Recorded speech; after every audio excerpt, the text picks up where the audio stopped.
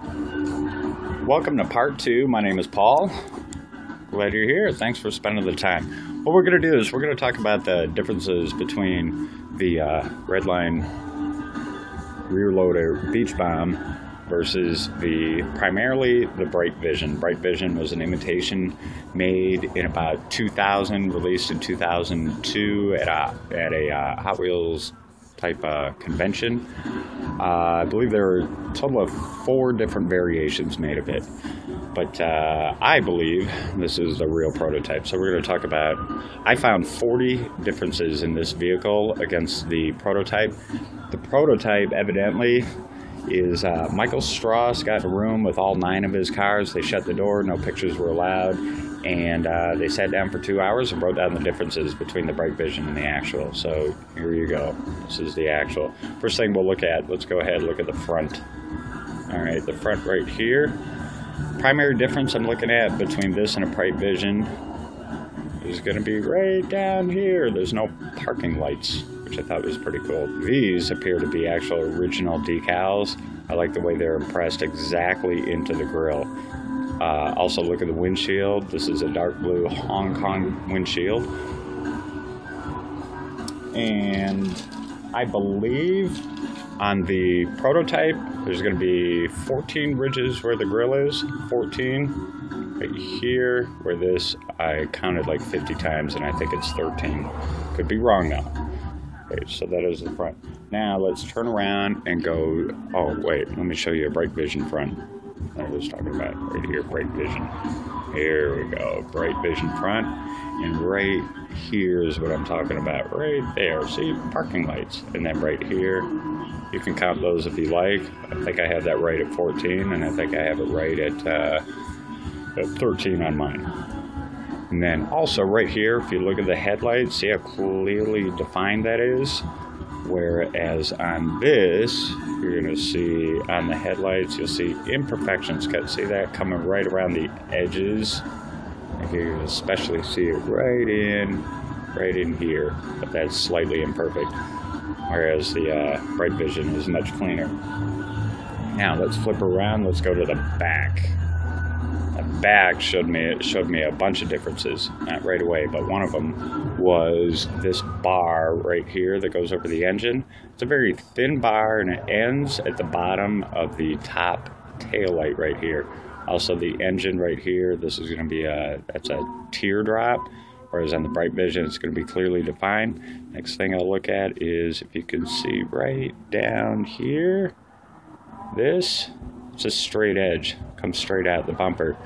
On the Bright Vision, whole different story. Here, now let's bring a Bright Vision in, see what this does for us. Okay, this is the back of a Bright Vision. All right, see the difference of the line I'm talking about right here? How that comes all the way down into the second light, and then you have a very clearly defined motor. These are 2 things that really stuck out as big differences. Oh, also right up here, see this? There's a little seam that runs right along the top there. This right here. There is a seam there, but not nearly defined as the Bright Vision. Okay, next, let's talk about the roof a little bit. The roof opens up a lot of things going on the roof right here.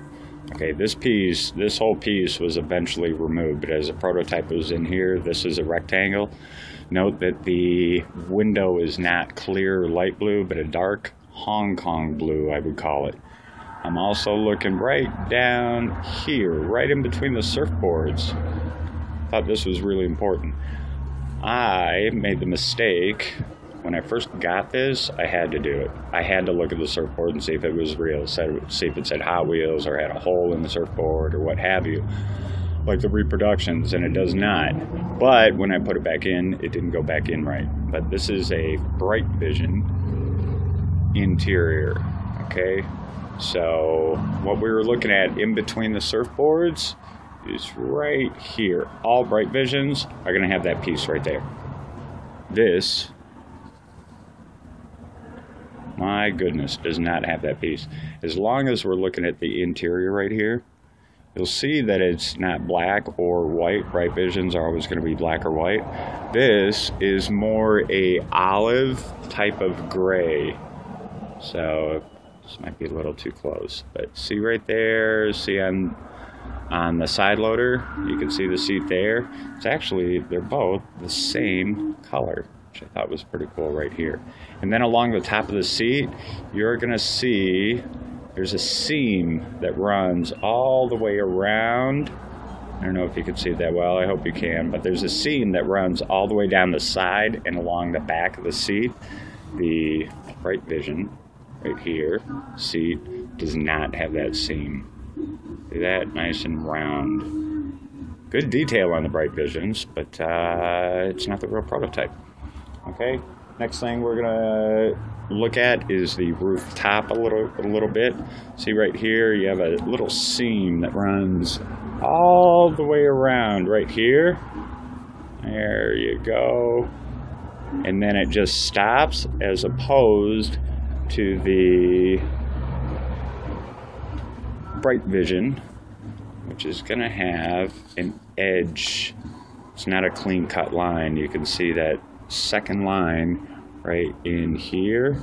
The prototype doesn't have that. Doesn't have that ridge right there.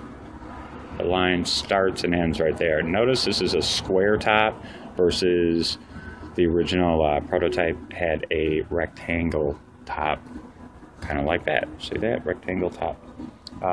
Next thing I'm gonna look at, let's go ahead and look at the passenger side real quick. Okay, there you go.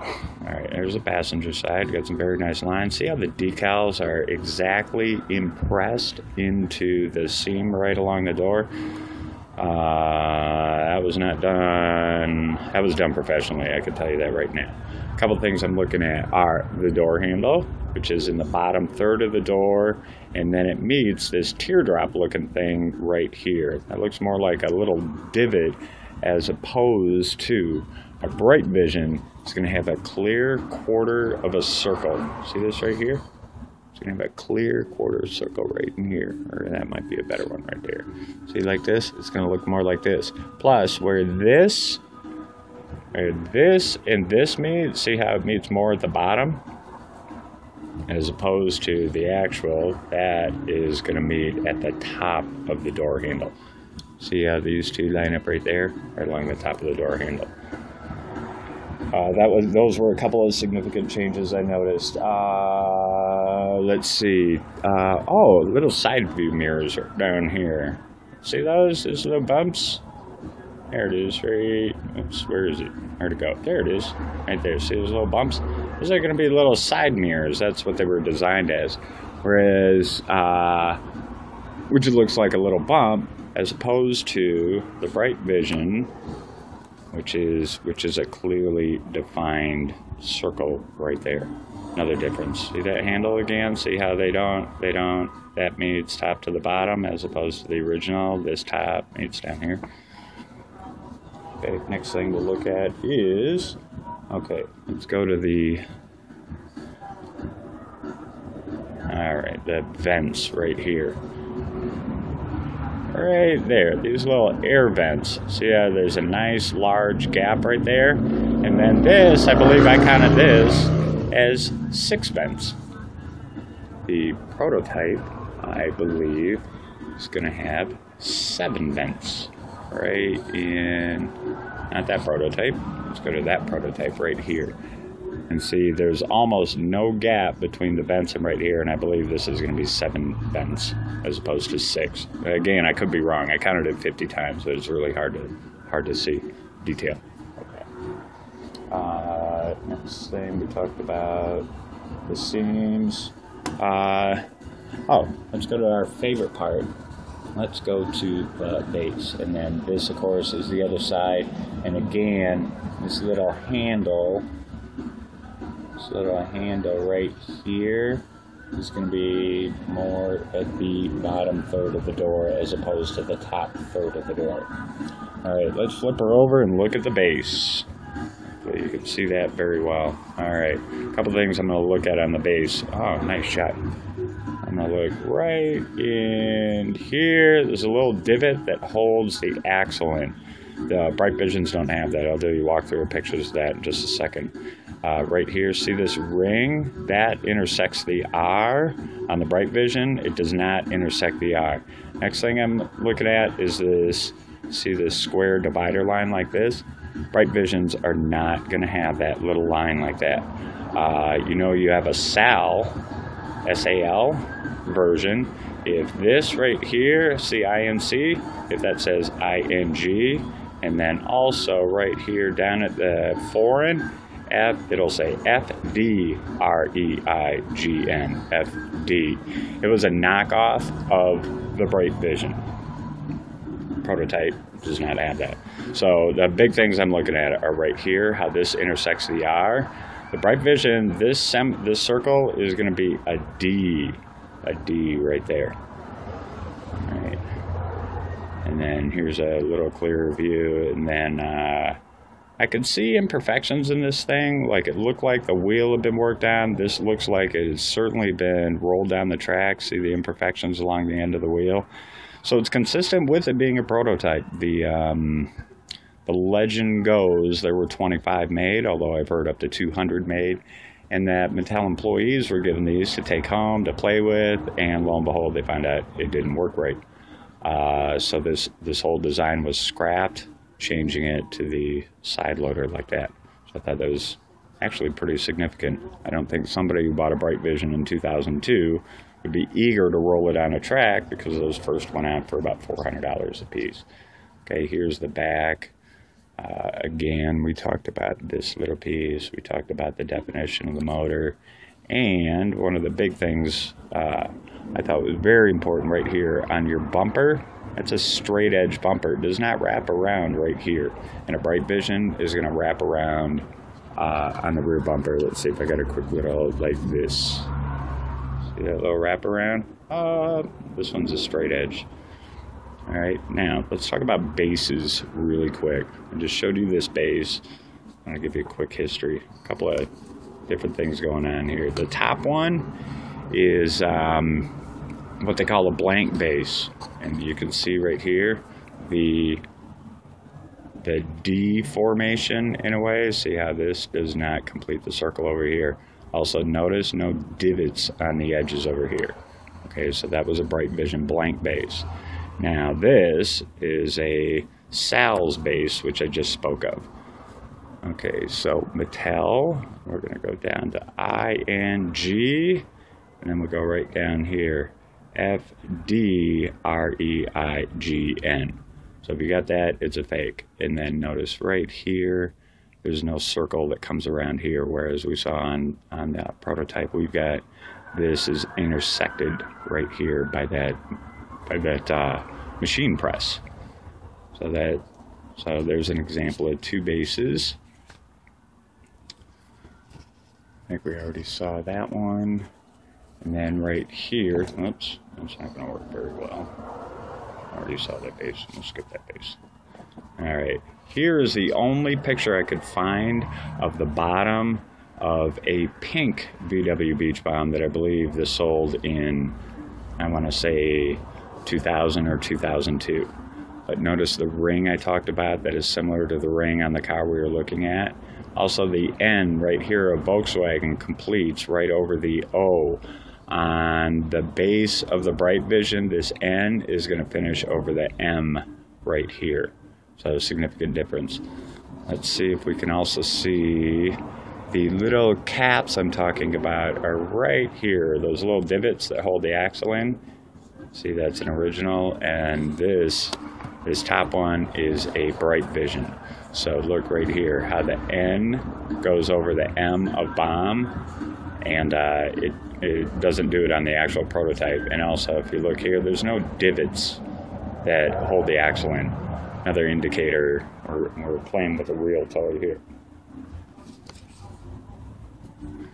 All right, and then finally, here's a large blow up of those divots I'm talking about right there. There you go, right here.